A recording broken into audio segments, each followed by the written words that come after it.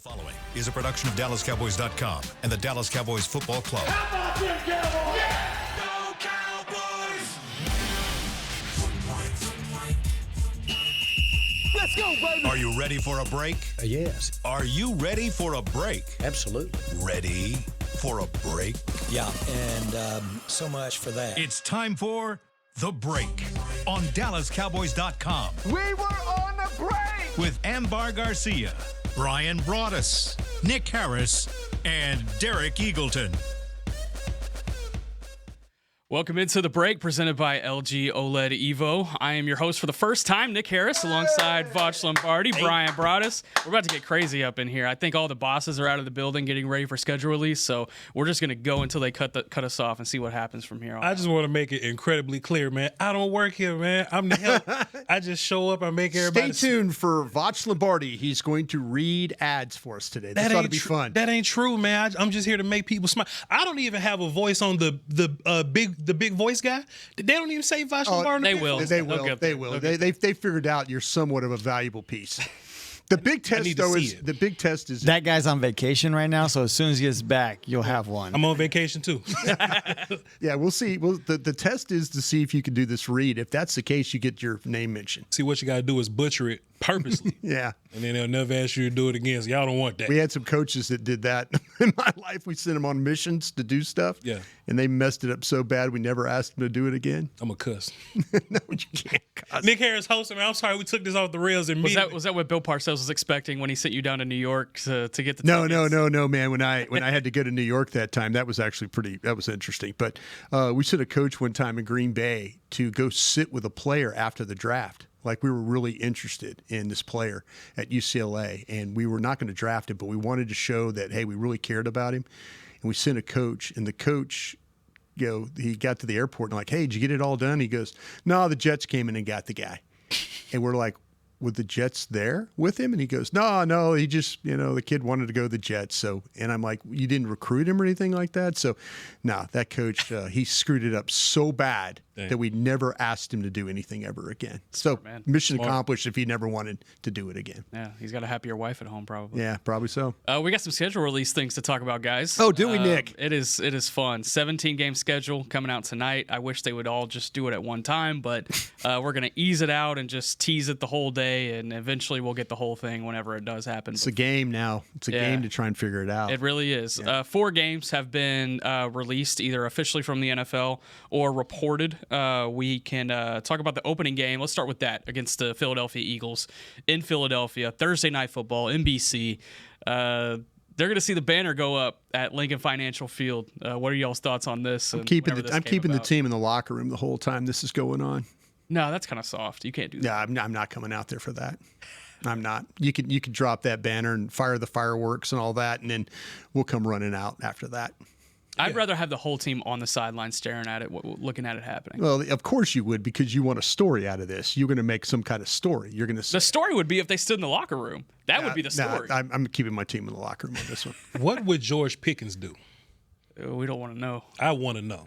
I think George Pickens go out there and cause problems. I think the whole team should adopt that type of mentality for real. Because see, I don't. Is this new now? What would George Pickens do? I don't have anything positive to say about the schedule release in particular. But I mean, just if you're there week 1, at least we know Dak is healthy. All right, cool. Dak's and knock on ceramic. What is this? Plastic glass or whatever. Hey, Dak should be healthy week 1, so at least we get a healthy Dak Eagles game or whatever, man. But I don't really care about the banners coming down. The biggest hurt was back in February and January with that, So I'm past being upset about the Eagles. Drop your banner. It is what it is. But I got 4, and I feel good about 4 going into all those games. I think there's a lot of positives to draw on. You talk about being healthy going into week 1. You gave up on the banner thing real quick, didn't you?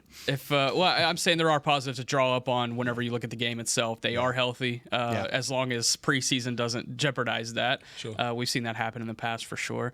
But also, it's going to be good weather in September in Philadelphia, and you take that for what it is. I think whenever we saw that Philadelphia game on the schedule last year and saw December 28th or whatever it was, we expected a snowstorm. It ended up being a beautiful day in Philadelphia, but nevertheless, that certainly helps at the end of the day. Nick, I will tell you this. I think the Cowboys have an advantage in one area here going into this game, being it's going to be week 1. And Voch and I have talked about that as well on our show, the podcast that we do, the We're Doing All Right podcast on YouTube. We talked about that the Cowboys maybe have an advantage here with the new coaching staff. Kind of wanted to know your thoughts on that. That they have an advantage in the first game. Yep. Because there's a lot to that really the Eagles are, sure, you put so much into that first game and trying to get ready, but with the Cowboys having a new coaching staff, with potentially with Brian Schottenheimer being a play caller, maybe you can get an idea on Flues, but you don't have an idea of how he's going to use Micah Parsons and maybe Fowler and some others, and how he's going to play some coverages. I think that the Eagles might be flying a little bit blind here. Now, maybe we could say the same thing about the Cowboys with a new offensive coordinator for them. But I kind of feel like, though, that the Eagles might not know as much about you as maybe you will know about them in week one. Yeah, that's pretty fair. When you factor that in, the fact that there's going to be a lot of there's not going to be a lot of tape on what exactly the Cowboys are going to be doing early in the season with this new coaching staff, there's not a better team you can play in week one. If you could choose, when you factor in that aspect of it, hey, choose your opponent, I think you would choose the Eagles 17 times out of 17. Yeah. Also, too, the Cowboys have a general idea of how to deal with those Eagles guys. Okay, this is how we've dealt with Brown over the years. The wide receiver core, the running backs, the O-line. This is how we kind of deal with those guys. I think the Cowboys will be – they have such an opportunity here. And I'm always poo-pooing on the last administration play calling. As long as these wide receivers aren't just running the field and turning around at an 80% clip. That is not my opinion. That's the numbers. Brian Broaddus looked it up for me. 80% clip running curls, hitches, this repetitive offensive style or whatever. You can simply be much better by just broadening your offense. Clay Knapp's going to have a big hand in that. But then you finally have this idea of, I got two legit dudes on the outside. I think that's going to open up everything. And then it's going to get your run game going. And then it's going to get Ferg back. And then Jadon Blue is going to be catching stuff. I don't think the Eagles have – I don't think. They have not seen that from us. The Eagles kind of have this plan to where we're going to deal with CD and what they'll do. Well, Ferguson is the next guy because Dak loves tight end. Dak bails out tight end, or he gets bailed out by tight end. Jake Ferguson can't be the second read on defense now if you're the Eagles. So good luck to them figuring that out. Yeah, getting everybody healthy. It's going to be a fun week one matchup. Yeah, your corners, though, that's the question you're going to have, though, about going in and how you're going to. I think there's a couple of questions, and we'll we've got time before we get some OTAs, mini camps, things like that before we get to Oxnard. But the left tackle spot, that's going to be, a concern there. And I know there's some people that kind of thinking about the matchups inside, for the Cowboys. I'm not so much worried about that. Now I might be worried a little bit about what happens at defensive tackle at the one technique, but I just the focus for me right now is about that left tackle spot and what's going to happen at the one. Brian, to that point, since we won't have a real rundown today, to that point, Brian, shouts out to Nick Harris. He posts a lot of fantastic things on the social medias there. But what's the name of the Dallas hockey team? Because I'm not hockey. Stars. Guy. Okay, so there's a viral clip going around about the Stars and all that, and there's a lot of hubbub online that Cooper Beebe done got thick as hell. And didn't thick as hell. He thick or not.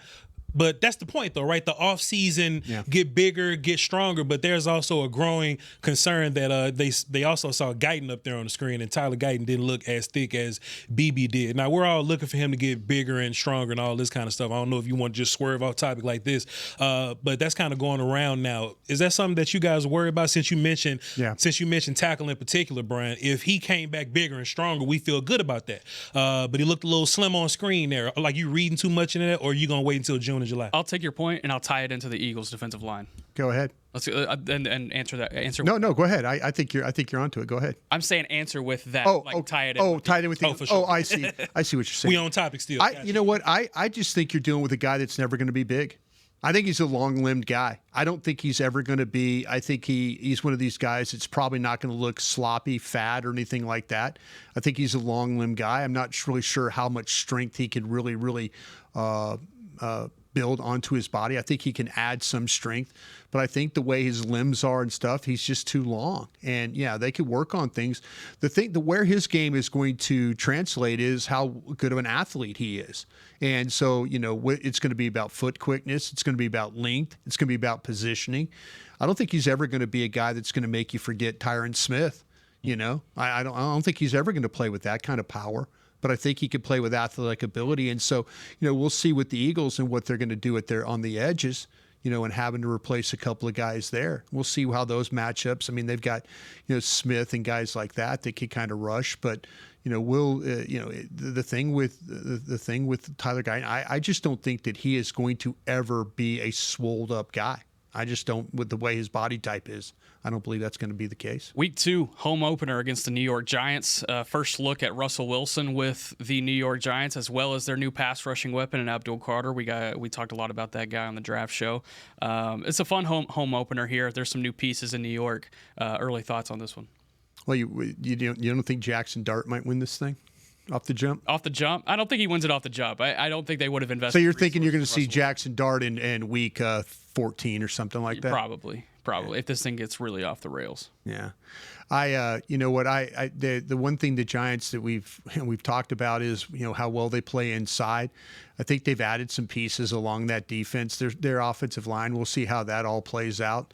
The quarterback situation, the Cowboys have had some success against Russell Wilson in the past. I think but we might be in a situation right now. I mean, the one always that scares me on their side, on the offensive side of the ball, is that Neighbors.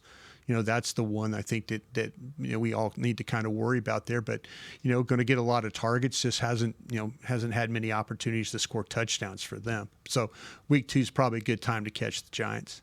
Yeah, I don't look at the Giants in that kind of way. I think as long as the Cowboys are healthy and they're doing what they need to do, I don't really see the Giants as a big issue.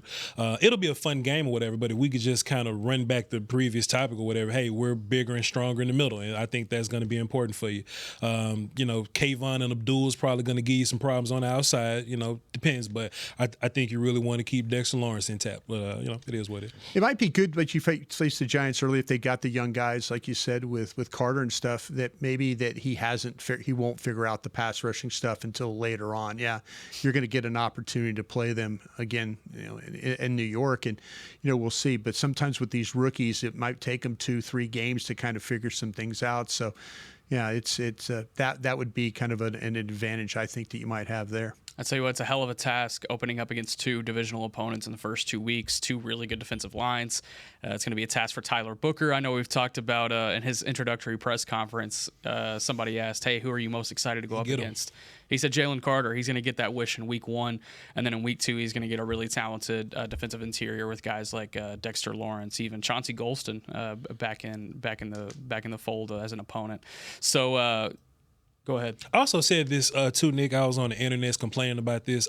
This is not the year to, all right, Tyler Booker, you're a rookie, so you're going to go over there with the threes and you're going to work out with the threes and you're going to get limited reps because you got to earn your way around here. I think that'll be a very nonsensical way to look at it. I think if you're an older coach, you may be wanting to do that old thing, man. But I think you're going to need this guy. You're going to need him. You're going to need Donovan as a rotational pass rush. You're going to need Jadon Blue as a rotational runner. So I would rather those guys get as many reps with the ones as they can early. I need to know what Booker looks like versus Osa and Mozzie day 1 because he's going to have Jordan Davis and Jalen Carter day 1. So I don't want him to mess around with. So you're against the whole earning the star thing, which I totally agree with you about. I agree too. Just get everybody ready to play. Man, if you Trayshawn Holden, man, earn your star because you literally got to go out there and play. No disrespect to him, but you literally have to go out there and play and make plays to earn your star. I think that's different to where you take Tyler Booker that you need and say, all right, your first rep is going to be Denzel Daxon, and no disrespect to Denzel Daxon, but you got Jalen Carter day 1. Yeah. You know what I mean? So I think it's... You drafted these guys for a reason. To play. Play them. Yeah. Play them. Don't act like it. Okay, they get more reps over there. No, they need the quality reps is what they need. And that's probably a question for Brian Schottenheimer as OTAs open up next week. I believe the first press conference will be next Tuesday. So, do these rookies have an initiation period? If they do, how long does that last? Does it carry into camp? Because clearly off these first 2 games, these guys are going to have to be ready to go off the jump. And Tyler Guyton, it never really felt like he was ready last year. And you wonder how much of that was how he was used at camp. Now, BB, on the other hand, looked like he was ready early on. Played a lot of snaps in his collegiate career. Yeah, and he was used the same way as Guyton was during camp as far as earning his spot and figuring out his role. So you wonder if it's just a case by case basis. To that point though, Schottenheimer can say what he wants. He can be coach guy, PR guy, and say what he wants. But when it comes to the actual reps, we need to see Book up there first. Yeah, I mean, to me, if the attention is like they're gonna be really good and like, oh, we got Hoffman, we got T.J. Bass, we've got all these guys that we want to, Awesome Richards, we want to try all these guys at guard and all that. Fine, but the bottom line is the 12th overall pick needs to be right there with the first line. I'm plug and playing that guy and going off the jump. I'm not going to sit there and masquerade and worry about feelings this time. You know, I'm trying to figure out this offensive line. And if you sit there and masquerade and act like that, oh, we got to give these veteran guys a shot and all that, then I think you're barking up the wrong tree. We're going to take our first break. When we come back, the Cowboys have been accustomed to playing on a holiday. How about 2 holiday games this year? We'll talk about both of them when we come back. This is the break. Todd thought it would be secure to jog in the cheetah savanna. Todd believed the big cat repellent he bought online was reliable. And now, Todd is trying to be faster than this cheetah that can run 80 miles per hour. But the good news is, Todd has AT&T 5G that is fast, reliable, and secure. And he learned the best thing to do is stop running and toss her the backpack with the beef stew. AT&T 5G. Fast, reliable, secure. 5G requires compatible plan and device. 5G may not be available in your area. See att.com/5G for you for details. It's the official men's skincare brand of the Dallas Cowboys, Jack Black. And right now, Cowboys fans can get 15% off their $75 order. Plus, because every deal needs a playmaker, your order will include a free 5-piece skincare set and free shipping. The Jack Black Playmaker is 4 of Jack's favorites and a full-sized intense therapy lip balm. Make a play for the playmaker at getjackblack.com/Cowboys with the code CowboysVIP. That's getjackblack.com/Cowboys with the code CowboysVIP. Don't put off getting your oil changed, Dallas. Take 5 Oil Change, a proud partner of the Cowboys, is faster than you think. They're so fast, you don't even have to get out of your car. You can take advantage of Take 5's stay-in-your-car 10-minute oil change at any of their locations across the Dallas area. And remember, at Take 5, you stay in your car because they're faster than you think. That means you won't even have time to show off your best touchdown celebration. Take 5, the official oil change of the Dallas Cowboys. From the field to the festivities, Lucchese embodies the essence of luxury and tradition. Handcrafted with meticulous precision, each pair offers unmatched comfort and style. Stand tall while you're tailgating or cheering in the stands with the Dallas Cowboys collection by Lucchese. Shop the collection today at the Lucchese store at the Star in Frisco or online at lucchese.com. Lucchese, the official boot of the Dallas Cowboys and Dallas Cowboys cheerleaders. How do you tell the world about all the great gifts in the Yeti store? Let her rip, Troy. All right, folks, let's get started with the Yeti French Press. Enjoy coffee that stays hot for hours in a French press. 34 ounce for you, 6'4" for the cruise. The Yeti French Press. Up next, waterproof bags. Bags waterproof. Submersible waterproof doubles. Waterproof backpacks. World's mostly water, so get a waterproof Yeti bag. Do I smell something cooking? Oh, new cast iron skillets made to be passed down like Mama's recipes. Take a steak, cornbread, cobbler's pot pie, and potatoes, and next level with 3 sizes of Yeti cast iron skillets. Gear, gifts, and product experts. Visit the Yeti store on McKinney Street and at South Lake Town Square today. Back to the break. LG OLED Evo is the best TV in the game, but don't take our word for it, Voch. Digital trends say that the LG OLED G4 has the best picture quality they've ever seen. See for yourself at lg.com OLED Evo.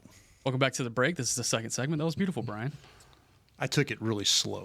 All my TVs are just like the schedule release. LG. What it is? LTE, LGs, LG OLED. All the TVs in my house are LG OLED LTEs. You may as well have just read the read. It would have been a lot better.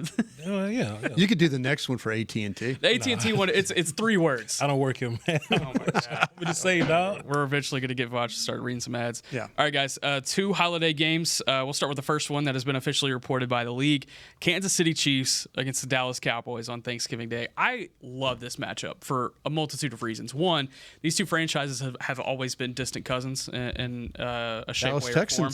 The Dallas Texans. started back in 1960, right in the same year that the Dallas Cowboys started. They were an AFL team. The Lamar Hunt family still has roots in Highland Park in the Dallas area. They still have grandchildren that live in the Dallas area. And now everybody gets to come together at AT&T Stadium on Thanksgiving Day. I just love the history around this. And then Patrick Mahomes, he's being an East Texas boy, grew up watching the Cowboys, I assume, on Thanksgiving as well. So there's a lot of cool aspects of this matchup.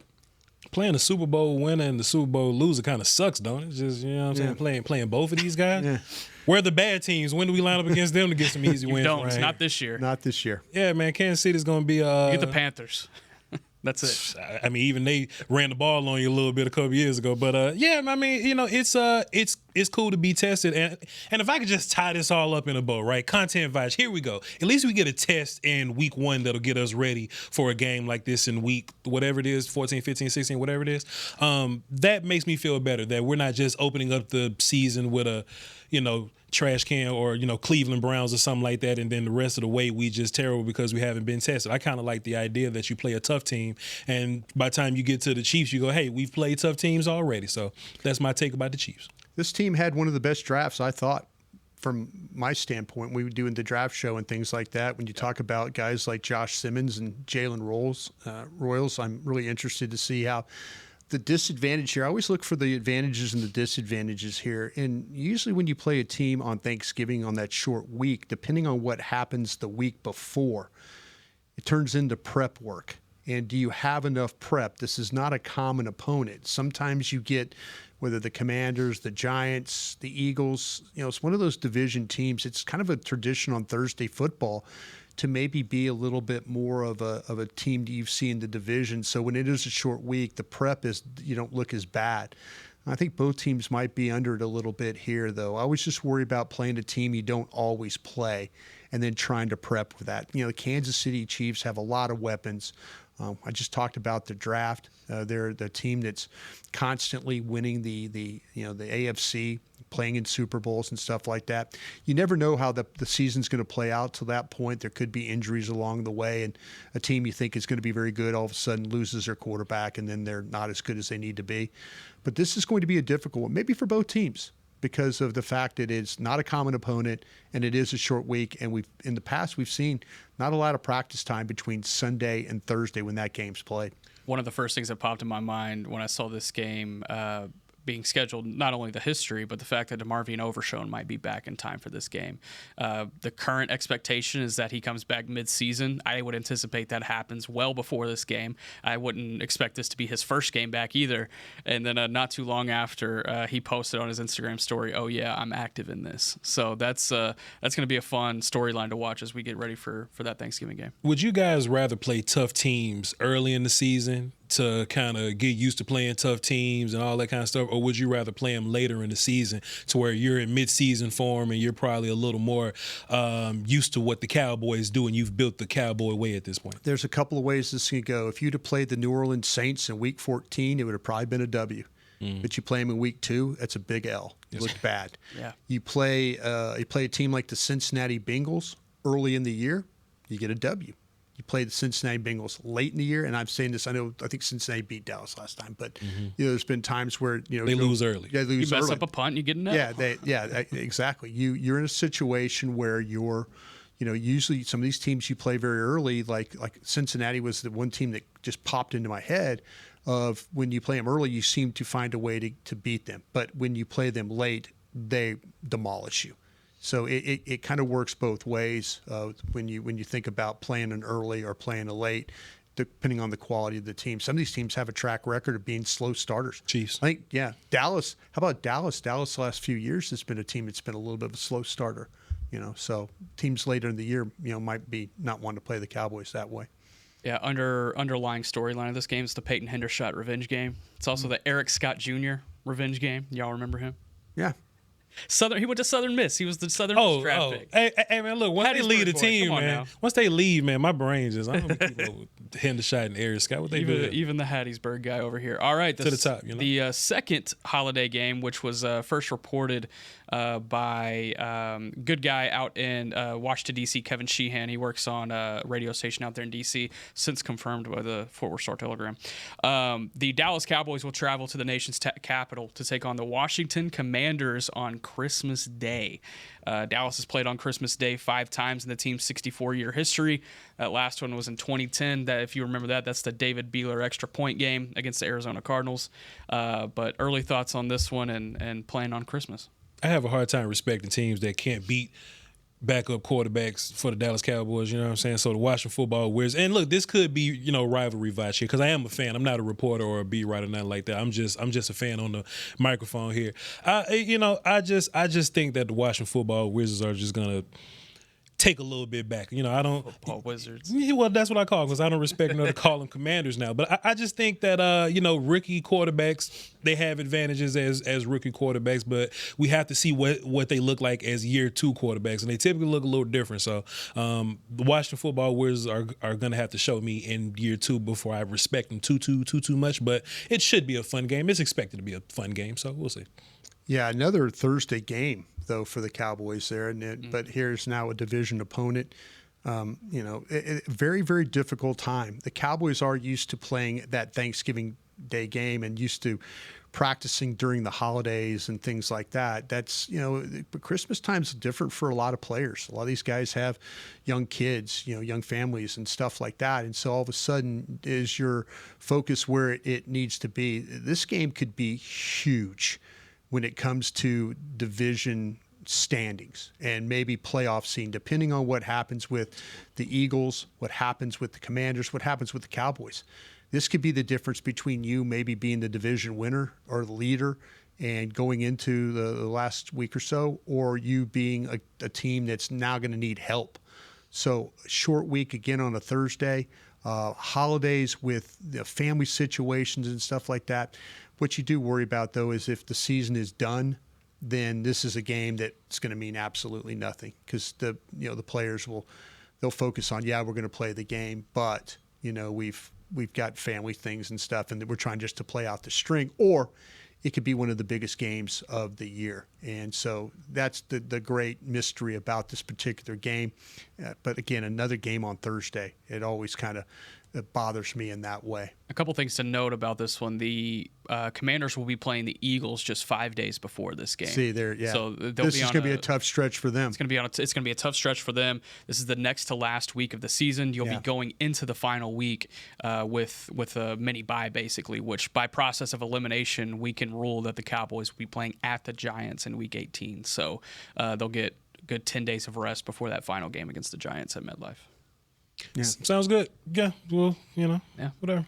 That's how I feel about schedule release. I have nothing. It's like you're going to play today, the teams man. at some point. I have nothing. Well, in what order you play them in, I think does make a little bit of a difference. And I think the schedule, I think this is all really created for TVs and matchups and doubleheader weekends and, make sure that Amazon has a good Thursday night game because they're spending $1 billion on this stuff. But, as a guy in the former front office, you look at this, you're like thinking, okay, what shape is my team going to be in, when we're having to play games the one thing I always appreciated was the old Sunday noon game. That to me is as good as it gets. But now the Cowboys, with the way the popularity, of course, has been for, the whole time is, you're looking at a team that plays on all these different nights and different days, and it could cause some problems, with your team. And is your team good enough to be able to get through and navigate? The good ones can. Yeah. We'll see with the new coaching staff, can they navigate? The one thing that I do respect about what Mike McCarthy did, it did appear in those games, and I'm sure somebody's going to kill me for saying this, but it did appear that those games, that whether it was a Thursday game or whatever, they were ready to play. We'll see if Brian Schottenheimer and his guys can do the same thing. Brian, remind me, were you in the building in 2010? Yes. Do you remember the Cardinals Christmas game? Any memories stand out about that? Yeah. Did Romo hurt his hand in that game, or did we break a foot a punter break a foot? That was a different Cardinals game. I think this one was the David Beeler extra point game. See, I don't remember exactly how we got down to that. Did we miss the extra point there? Missed the extra point with like less than a minute to go that would have tied it and put it into overtime. Yeah, I remember 27-26. There were some crazy Cowboy games where Tony Romo busted up his finger in one. I think there was a game where Matt McBride broke his foot in the game. I was thinking that they were all kind of run together that way. You was watching that game? How old were you when that game was on? I was 10 years old. Yeah. Here's what happened. It was a touchdown with a minute 47 to go up 26-24. David Beeler missed the extra point, and then the Cardinals kicked the game-winning field goal with 10 seconds left, 27-26.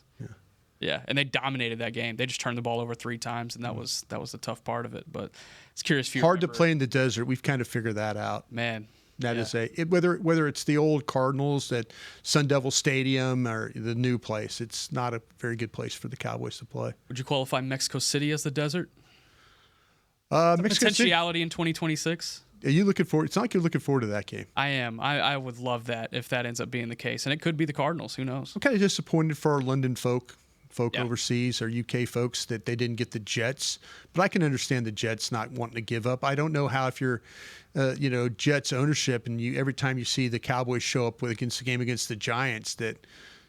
Good chunk of the stadium has Cowboy fans in it. If you're Jets ownership, I wouldn't want to give that game up either. But I feel bad for our folks over the UK Cowboy fans and stuff because they in 2014 we played Jacksonville over there. One of the greatest NFL experiences I've ever had in my life, with just the fans and the atmosphere and all that. It's a shame that the Jets didn't give up that game. There's a lot of them, and now the Cowboys have the longest drought of any team in the NFL as far as going international. The Steelers previously had that, but they're going to Dublin this year. Yeah, Dan Rooney was an ambassador, I think, to Ireland. So gotcha. that's why there's the Rooney family has ties. Of course, with the last name Rooney, you're going to have ties to Ireland. I was talking about the international possibilities in 2026 on Twitter yesterday, and our good friend Laurie Haresh, who you introduced to me at camp last year. Laurie's a great guy. He reminded me, and it's a very valid point. The Rams are the home team for the game in Melbourne, Australia next year. The Cowboys are scheduled to play at the Rams next year, so that is a possibility. It's a consideration for the league to potentially go down under. We'll see. You know what, boy, that is. Did you like that? No. It's a long trip. But hey, You know what? This team has done over the years. I mean, just go back through the history of the international game and what Tex Schramm was able to do, in the 80s and stuff, and preseason games, and now to the point where we play games, South America. I mean, I would not be surprised if we see a game in Asia here pretty soon. Yeah, Japan would be fun. The Cowboys have played preseason games in Tokyo. They have. Before. They played. I believe it was the Atlanta Falcons. I was scouting a game with the Giants on preseason game, but that was a crazy trip that they went on to just to go play that game against Atlanta. I believe at the Tokyo Dome. So if they play over there, do we have to wake up at 2 a.m. to watch the game, or do they play at midnight? No. We're gonna have to wake up early. We're gonna have to wake up early. That'll be the case in Australia too, won't it? That's going to be fascinating. Absolutely, yeah. That's going to be really fascinating. All right, we're going to take our final break. When we come back, we're just going to let Voch riff. This is the break. Oh, that's awesome. I want that. If you can't be at the stadium, there's no better way to watch your Cowboys than on an LG OLED Evo TV. That's because everything you see is more lifelike. Every play, every hit. I mean, you might as well be on the sidelines. That's how clear it is. It's all thanks to LG's legendary technology. Perfect black, over 8.3 million self-lit pixels. No one comes close. LG OLED Evo is the best TV in the game for a reason. See for yourself at lg.com/OLED Evo. They say champions are remembered, but legends are never forgotten. United Ag and Turf offers a winning lineup of John Deere equipment built to tackle any challenge on and off the field. Legendary John Deere tractors, combines, residential mowers, commercial mowers, compact construction equipment, Gator utility vehicles, and a full line of golf and sports turf equipment. United Ag and Turf, the official Ag and Turf equipment supplier of the Dallas Cowboys. Visit UnitedAgAndTurf.com to find a location near you. If you shout, "How about them Cowboys?" you have that undeniable passion that's the heart of Cowboys Nation. And if you like to drink Dr. Pepper, you love the unique blend of its 23 flavors. Together, your one-of-a-kind fandom paired with the one-of-a-kind taste of a delicious ice-cold Dr. Pepper is the game day lineup that can't be beat. Better yet, gather your Cowboys and Dr. Pepper fan friends to watch the next game and crack open a delicious ice-cold Dr. Pepper for everyone. The wins will be even tastier. It's a pepper thing. And we're going to overtime. Erica, how much have I spent on concessions? For questions about their money, Dallas Cowboys fans can turn to Erica, the virtual financial assistant in the Bank of America mobile banking app. Learn more at bankofamerica.com/Erica by your side. Bank of America, official bank of the Dallas Cowboys. Erica responses may vary. Digital tools featured require downloading the mobile banking app and may only be available on select mobile devices. Erica is a mobile feature only available in the English language. Your chat may be recorded and monitored for quality assurance. Message and data rates and additional terms may apply. Bank of America, N.A., member FDIC. Todd thought it would be secure to jog in the cheetah savanna. Todd believed the big cat repellent he bought online was reliable. And now, Todd is trying to be faster than this cheetah that can run 80 miles per hour. But the good news is, Todd has AT&T 5G that is fast, reliable, and secure. And he learned the best thing to do is stop running and toss her the backpack with the beef stew. AT&T 5G. Fast, reliable, secure. 5G requires compatible plan and device. 5G may not be available in your area. See att.com/5G for you for details. Back to the break.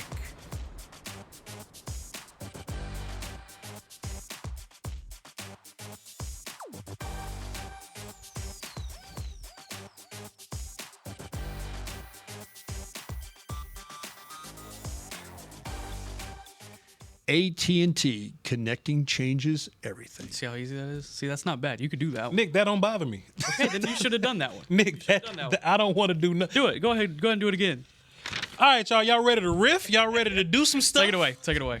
Nah, man. I was talking to my guy Will Steele in the morning, man. We was talking about some of the guys on the roster and some of these roster fights that's coming up. And, man, I just wanted to have a discussion about brother Sam Williams, man. I think there's so much range in terms of what people could possibly think about him. You know, he is a veteran type guy and he's coming off the injury. And, you know, we've seen flashes of him doing some interesting things. And then we've seen long stretches of him not doing enough. Or he'll go on social media and say, boy, I need a chance. And then he'll get a chance.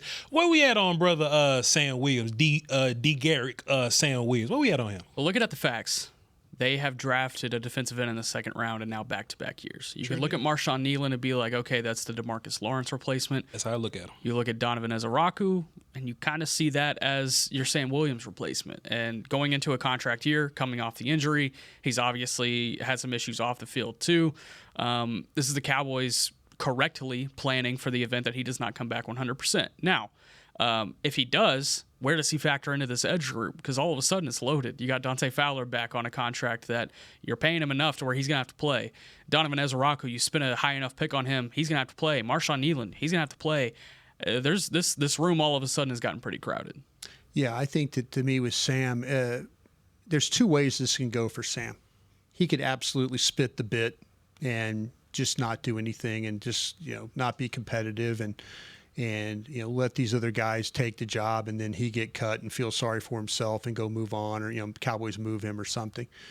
Or he could try and find a way to be a major part of what they're trying to do, you know. And I kind of feel like, though, you can't have enough pass rushers. You know, you can't have enough guys that can put their hand in the dirt and get after the quarterback. And, you know, with guys like Nealon, I kind of feel like, you know, you look at, you know, his situation. How many guys on this team do we have are just really kind of not pass rushers, but really good, just can play defense and give you occasional pass rush? Him and Turner. Him and Turner. Yeah, I kind of feel like that to me, you know, if in fact that Sam Williams is going to show up, it's not to try and beat out one of those guys, because I kind of feel like they've got a role. I don't think Turner or Nealon threaten him as a pass rusher. Mm-hmm. But all of a sudden we get into camp and you see him, you know, coming off, like, you know, with him. And the one thing you're going to notice about Ezeraku right off the jump is how low he gets to the ground and how he's able to dip his shoulder. Damn right. And if he could dip his shoulder and get to the quarterback, that's what made him a great player in the ACC. You know, Boston College, not a great team, but we talked about him a bunch on the draft show. This is one of the best pass rushers in college football. And now you have him. So Sam could look at this as the challenge of like, hey, I got to be one of those guys.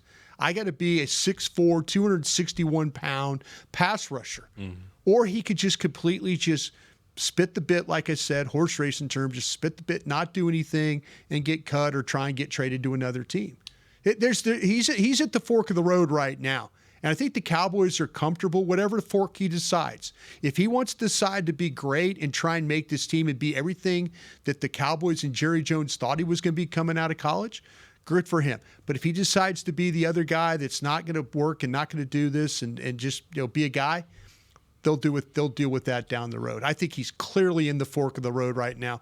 Dallas has players that can replace him if he goes the wrong way in the fork. Easily. I don't want to hijack too far here, but as you guys have watched more film on these draft picks, as you've watched more film on Ezaraku, do you guys feel like you had him justly graded too high, graded too low? How do you guys feel about where you guys had him? I had a 25th. I think he was my 25th best player on my stack. 28 on mine. Yeah. 12, 25, 37. I actually had the guard as the 37th best player.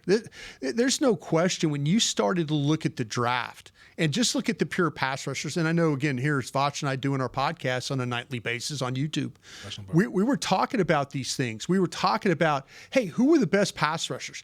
That kid at Marshall, he was one of the best pass rushers. The kid at Penn State, one of the best pass rushers. This guy was right there with him. There were the bendies and the non-bendies. He was in the productive bendies that were making things happen. So I mean, there's clearly, you talk to people in the organization here about him. It's like he fell into their lap. They were looking at Junkins. They were looking at a runner. They were looking at maybe Burden, the wide receiver. Picks go off the board ahead of him. Boom, guy falls in their lap. Probably one of the 2-3 best pass rushers in this draft. Just fell to you at 44. You can't pass that, and they didn't. Good for them. Nick Harris, do you allegedly assume, or if somebody tapped you on the shoulder and made you think about it, that they possibly had Donovan ranked higher than Golden and Ibuka? No.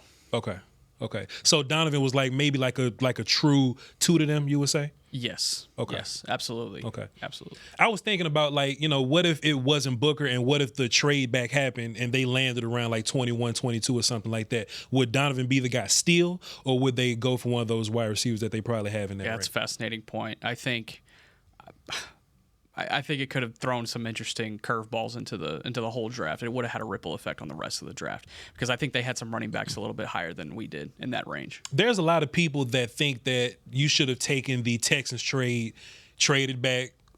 People think Booker would be there anyway. I don't think he would have been there. But in my mind, if you trade back to where the Texans were, then you're maybe in Donovan or one of those wide receiver ranges or whatever. And if you think about how the draft kind of plays out from there, like Revel may be your round 2 guy at that point, I think I'm just cool with the draft that I got. I don't have any remorse for not trading back with Houston and getting extra picks. I like this group that I have here. Also, some hindsight there with that Houston draft, and the report was that it involved future capital. They gave up future capital in this George Pickens trade. Yeah. With hindsight being 2020, do you look at that a little bit harder if you knew that you would be getting a Pickens pick back in a Texans trade? Does that make sense? What I'm trying to ask here. Oh, you say what now? You say Pickens got a pick back in the Texans? No. What I'm saying is they gave up a third for the Pickens trade. Yes, sir. Right. Yes, sir. Let's say, and the report was that so you would just have an extra offering third future capital. Okay, cool. You would have that extra third. Yeah. So basically, you don't lose out on a third, and you spend a draft pick on George Pickens. I think I'm still cool. You basically move back 13 spots to get George Pickens. I think I'm still kind of cool with what we have. I'll lose the third to keep Booker and I agree. And Donovan and Pickens and Revel. I'm fine with that, and Blue. I'm cool with that group of guys. I don't want to send too many ripples because I don't know what next year's draft looks like. You know what I mean? The next year's draft, we could be sitting up here pissed off damn, but we could have had a 2. I'll tell you what, right here. Yeah, some fun guys at the top of this board. I ain't seen them yet. The thing about me, I would have dropped back because, and the only reason I say this is because I had Jackson above Booker. That's the only thing that Donovan Jackson. Yes. The guard tackle Ohio State. I had him higher. So if you told me I could drop back 13 and then pick up Pickens as part of this trade, I think I would have done that. But the last time they cared what I thought about was 2005. Everybody knows that. So I would have probably done that is what I would have done. Does Pickens do more for your run game or your passing game? Passing game. Pass game. I think that run game opens up. And for sure, there's things that do happen. Stupidly. I think it opens up stupidly, though. I think it's stupid. It's stupid because I keep going back to Mike McCarthy making people run in hitches and slants, right? Yeah. And if you're running routes in that way, like DBs can sit in that range, and that'll keep them in run stopping range. Pickens going deep now. Yeah. So and now Dak DBs can throw the ball deep. Now DBs got to turn their back to the backfield now. Yeah. And if we really want to mess with, play action, all this kind of stuff, and everything works together and hand in hand and all this stuff, I think having 2 ones in their prime, that's what's important, Brian Bros. I haven't talked to Nick about this, but out of all the Cowboy wide receiver tandems that we've had, it's always like an older receiver that's in his prime and some young guy, or like a young guy that's really good with an old guy that's kind of on the way out or whatever combination you want to look at. I think this is the first time in a long time, correct me please, that we've had 2 dudes 24, 25 in their prime for real, that you have to pay special attention to. I think that's going to do so much for bumping the defense out, like outside the numbers. Like those dudes are going to have to move around with those 2 guys. I think the run game benefits more. I think the only thing you compare it to is when Miles Austin was really cooking with Dez. I still think Dez was a young guy still. Yeah, and but I think that's the only argument you can make. I understand where you're going with. If you could take Dez that was leading the league in touchdowns with Miles Austin, that would have been stupid. Man. You know what I mean? Or Lamb now with Cooper when he was 25, that would have been crazy. But everybody's always been in different spots or hurt. You finally get 2 22, 24, 25-year-old guys in their prime. Man, that's stupid good. You're gonna have to prove to me you can run the ball. That's real. You're going to have to prove to me you could do that. And what's, there was a lot of, I'm not going to say bluster, but there was a lot of conversation when these coaches, when the staff was built about, okay, it's pin and pulls and it's 2 offensive line coaches and it's this, that, and the other. And, a lot of that. And then, we had the opportunity on the third day of the draft to talk to the line coach, offensive coordinator. And they both were saying, hey, we're not going to do things we can't do. So we're thinking, oh, look, Arizona, pin and pull, outside zone, da-da-da-da-da-da-da-da. We're talking about all these things. And then all of a sudden they're like, listen, we might not be able to do that. We're going to try. We're going to work on it. Yeah. Did you help yourself with the right guard? Sure. Absolutely you did. And you got to hope that your center is improved. Looks like, that he's going to be fine. We'll see about the right tackle. We know what the left guard is. The left tackle is a big, big, big question mark. The running back is Blue capable of being that guy. I would bet that there's a good possibility of that. But they have to prove to me that they can run the football because they talked about it a bunch coming in. And now it's like, well, maybe we need to kind of only do things that we're capable of doing. We'll see. Well, fellas, that was fun. That was 45 minutes of good stuff there, and I could riff a little bit more. The rest of the schedule tonight release. With you and I. Y'all want to plug it one more time? At Voch Lombardi on YouTube. I wasn't. VOCHLOMBARDI. Me and Bryan are doing the Doing All Right podcast. You want to know why we call it the Doing All Right podcast? Because you're doing all right? No, when Bryan used to do these shows and we had the phones active or whatever, everybody used to call like, hey, how you doing? And it would really bog down the show. Bryan got pissed off and go, hey, we doing all right, okay? Get in, get your question, get on out of here. I didn't know that you were a Cowboy fan since 1960. I just, tell me your life story and all that. Just get me to your question and I've been listening to you, Bryan, since, Doing all right. Just Doing All Right podcast. Doing all right. On YouTube. I appreciate it, fellas. This is my last scheduled episode of The Break. Bryan, it has been a pleasure. Thank you, sir. Appreciate you, man. Thank you. Hold it down. You be back. I'll be on Media Mash going into next year and the rest of the rest of the episodes we have going into June. But excited about what we got coming up in this 2025 season. Schedule release tonight. Be sure to check out DallasCowboys.com for that. A lot of hardworking people getting ready for that schedule release. For Bryan Broaddus, Voch Lombardi, Chris Beam in the back, I'm Nick Harris. Thank you for listening to The Break on DallasCowboys.com radio. This has been a production of DallasCowboys.com and the Dallas Cowboys Football Club. How about this, Cowboys?